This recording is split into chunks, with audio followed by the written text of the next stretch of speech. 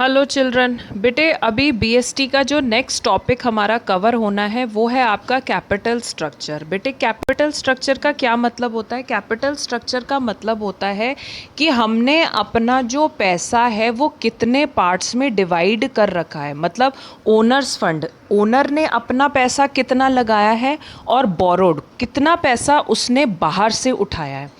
बेटे इसको financial leverage assessment भी कहते हैं कि हम इसमें अपनी फाइनेंशियल लिवरेज का असेसमेंट करते हैं।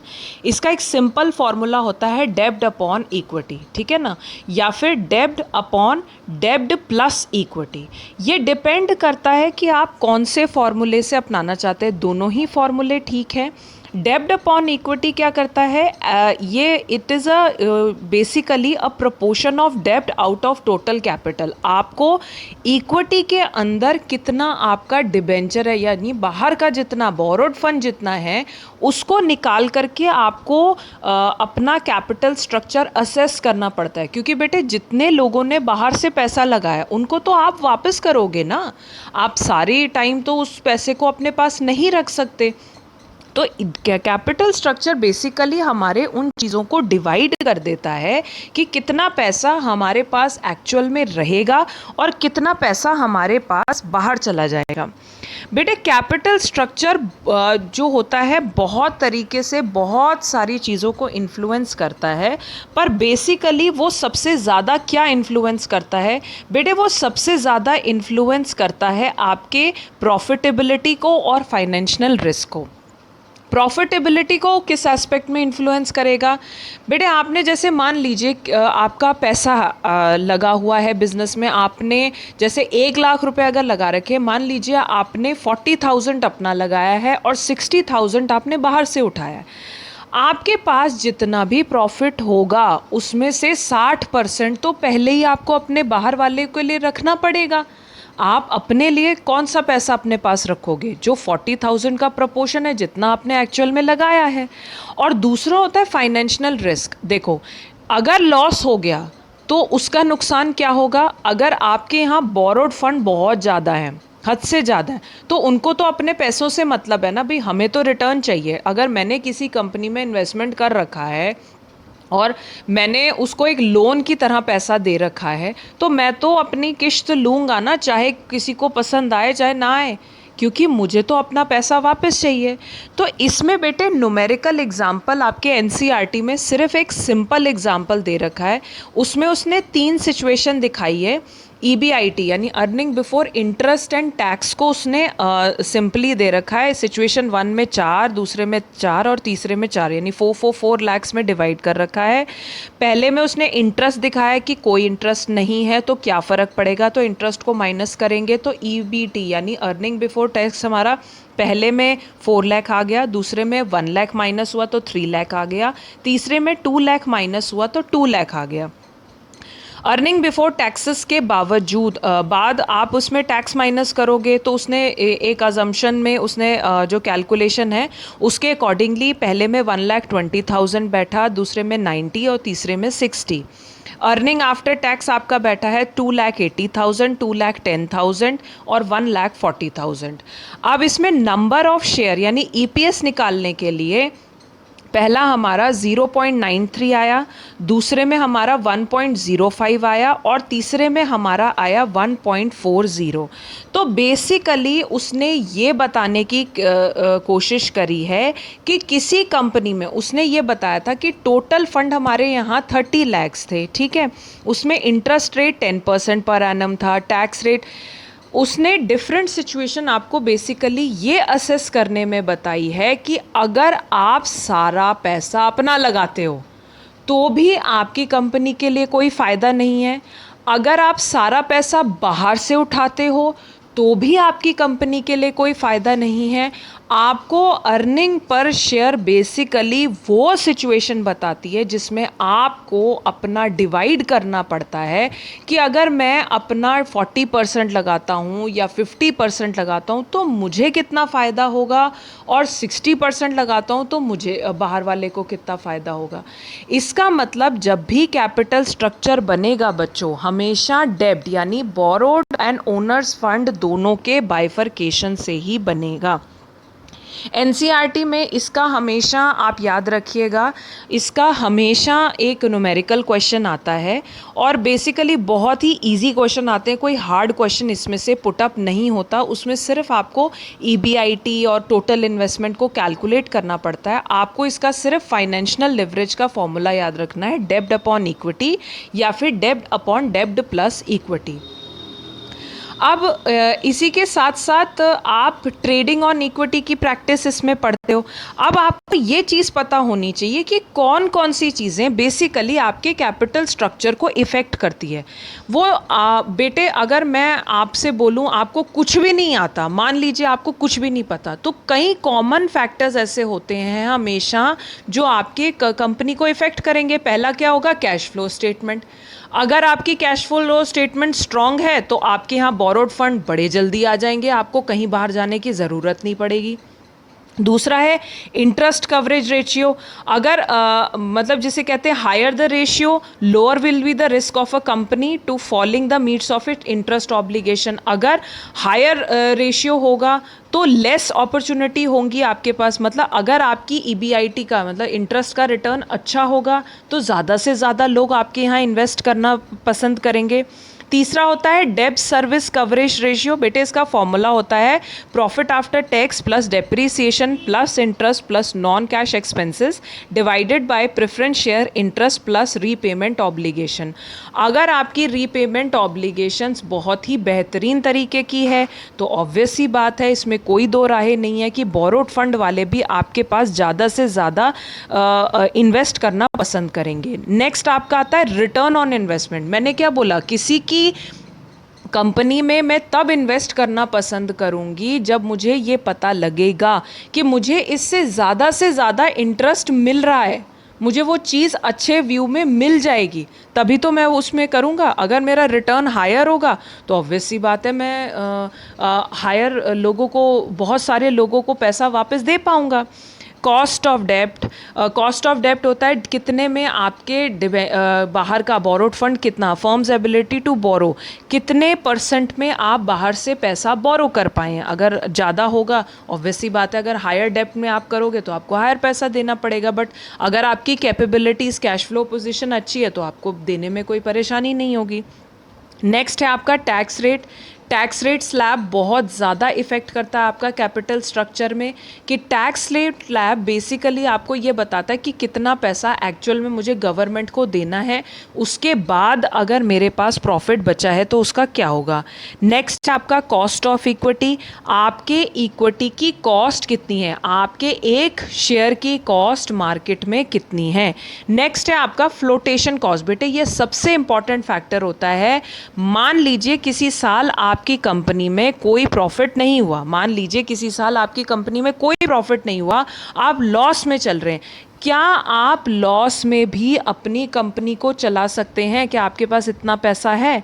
अब जैसे कोविड-19 से लॉकडाउन हो रहा है, बहुत सारी ऐसी कंपनियां हैं जिनके पास फ्लोटेशन कॉस्ट नहीं है, उनको अपने मजदूरों को निकालना पड़ा, मजबूरी में चाहे पर निकालना पड़ा। तो फ्लोटेशन कॉस्ट बहुत बड़ा फैक्टर होती है आपके कैपिटल स्ट्रक्चर को बनाने के लिए। उसके बाद आपका आता है risk consideration. Higher the risk higher the profit, ये सिंपल फॉर्मूला होता है। आप ज़्यादा रिस्क उठाते हैं तो ज़्यादा प्रॉफिट के आप हकदार भी बनते हैं।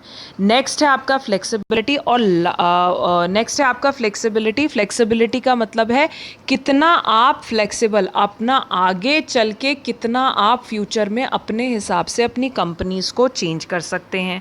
उसके बाद आता है रेगुलेटरी फ्रेमवर्क। नेक्स्ट है रेगुलेटरी फ्रेमवर्क मींस जो आपका फ्रेमवर्क काम कर रहा है, मतलब सिबी के जो security and exchange board of India के अकॉर्डिंगली आपका स्ट्रक्चर चल रहा है कि नहीं। उसके बाद stock market condition, capital structure. Basically आपके एनसीईआरटी में 14 आपको फैक्टर्स दिए हुए हैं, जिसमें से आपको 5 मेन फैक्टर्स तो करके ही जाने होते हैं, और उसमें आपके कौन कौन से आते हैं? डेब्ट coverage ratio, cash flow position, taxation rate. ये कॉमन फैक्टर्स ऐसे हैं जो बेटे हर बार आपके काम आता है।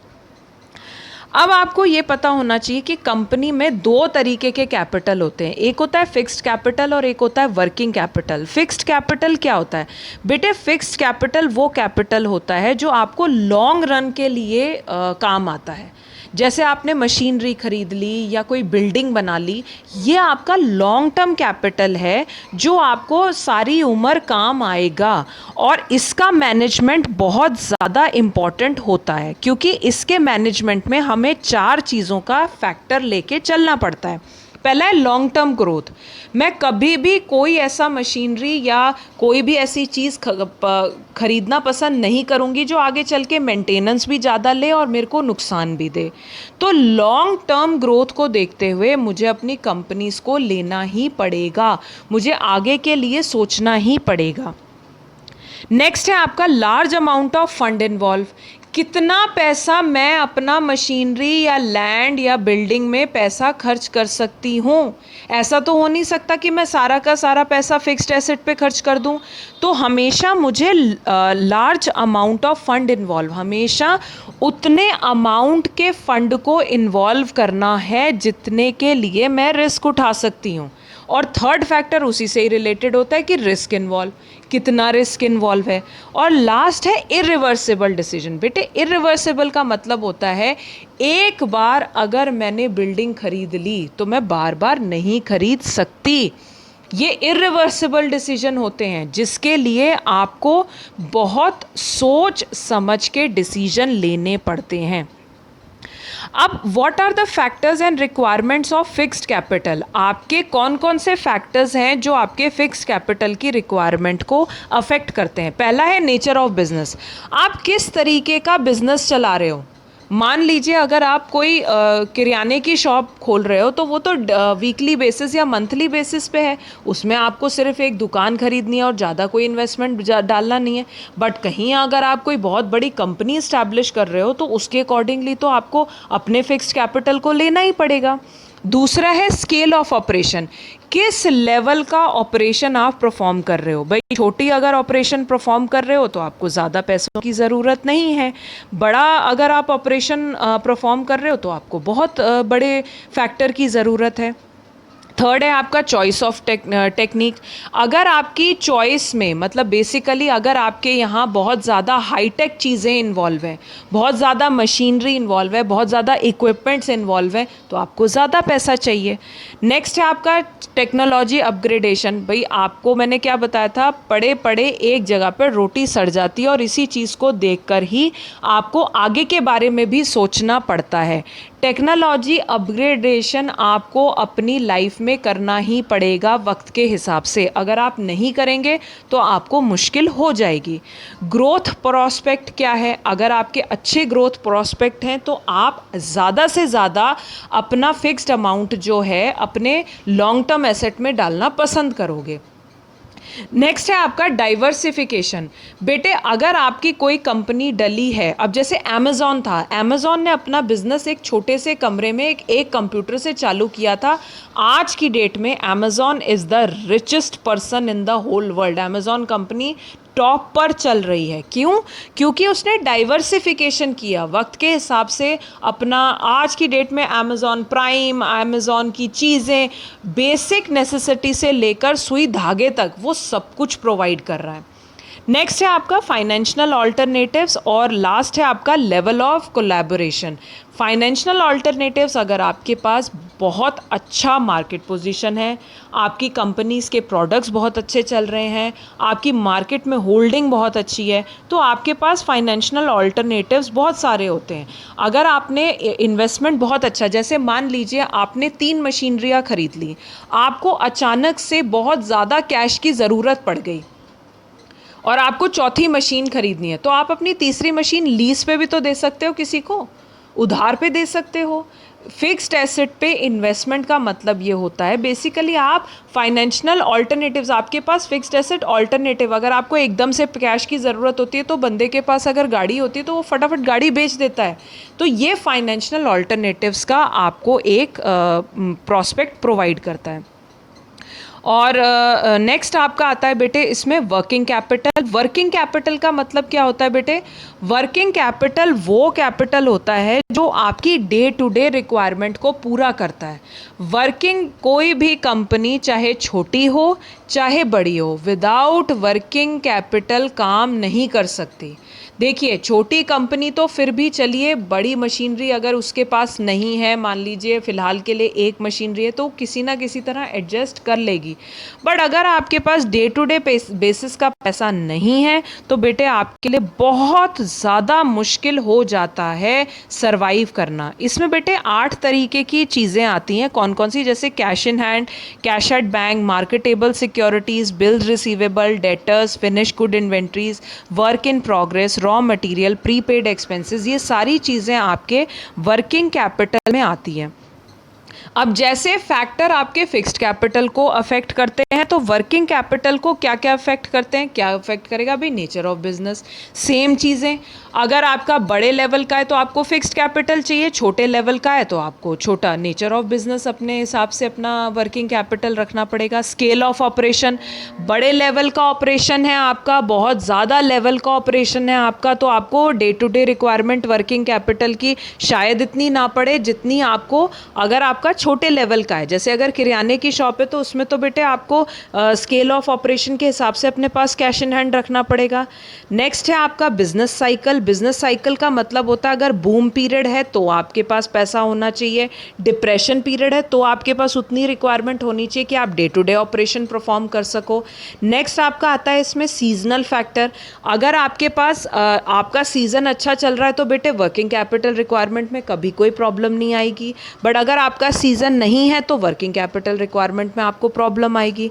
नेक्स्ट है आपका प्रोडक्शन साइकिल। प्रोडक्शन साइकिल का मतलब है अगर आपकी शॉर्टर साइकिल है तो आपको लार्जर वर्किंग कैपिटल चाहिए, बड़ी साइकिल है तो आपको बड़ा कैपिटल चाहिए, यानी फिक्स कैपिटल चाहिए। उसके बाद आता है credit allowed and credit avail. ये इंटर रिलेटेड होते हैं। क्रेडिट अलाउड, आप कितना पैसा किसको दे सकते हो। जैसे किराने वाला कभी कभार अगर आपको जानता होगा तो लॉकडाउन में आपको उधारी दे देगा। और क्रेडिट अवेल्ड, अगर वो चाहे तो वो अपना थोड़ा बहुत पैसा बचा भी देगा, अनलेस एंड अनटिल उसके पास इतना वो होना चाहिए वर्किंग कैपिटल ताकि वो आगे प्रोस्पेक्ट को चला सके। उसके बाद आता है बेटे ऑपरेटिंग एफिशिएंसी। अगर आपकी एफिशिएंसी बेटे डे टू डे बेसिस पे बहुत अच्छी चल रही है और आपकी रिक्वायरमेंट डे टू डे की और आपके पास इतना पैसा है कि आप आगे इसके प्रोस्पेक्ट को बढ़ा सको, तो ऑपरेशन एफिशिएंसी के अकॉर्डिंगली आपका वर्किंग कैपिटल बढ़ता रहेगा। उसके बाद है अवेलेबिलिटी ऑफ रॉ मटेरियल। अगर आपका रॉ मटेरियल अवेलेबल है और आप उसको खरीदना चाहते हो तो आपके पास वर्किंग कैपिटल, ऑब्वियस सी बात है, आप क्रेडिट पे भी पैसा ले लोगे। आपको पता होगा, आपके लोगों को भी पता होगा कि जिस दिन पैसा आया उस दिन ये सारे पेमेंट कर देगा। उसके बाद आपका आता है ग्रोथ प्रोस्पेक्ट, फिर है आपका लेवल ऑफ कंपटीशन और इन्फ्लेशन। ठीक है, ग्रोथ प्रोस्पेक्ट उसी से ही रिलेट करता है जैसे हमारा फिक्स कैपिटल में होता है। Level of competition, level of competition का मतलब होता है बेटे अब जैसे लॉकडाउन चल रहा है, लॉकडाउन में सबसे ज़्यादा लेवल ऑफ कंपटीशन क्या आ जाएगा बेटे? किराने की शॉप्स। क्योंकि किराना एक ऐसी चीज़ है कि जो भैया जो चीज़ एक छोटे से रिमोट एरिया में नहीं मिल रही होगी वो एक बड़े किराने पे मिलेगी। ऑब्वियस सी बात है, लोग अगर रिक्वायरमेंट होगी, पैसा होगा तो वहीं भाग जाएंगे। और लास्ट होता है आपका इन्फ्लेशन। तो इन्फ्लेशन का मतलब है अगर महंगाई दर बढ़ेगा तो ऑब्वियस सी बात है कि आपका उसके अकॉर्डिंगली अपना वर्किंग कैपिटल रिक्वायरमेंट को पूरी करके चलना है। तो बेसिकली बेटे आपका जो फाइनेंशियल मैनेजमेंट का जो चैप्टर है वो सारा आज यहाँ पर ख़त्म होता है।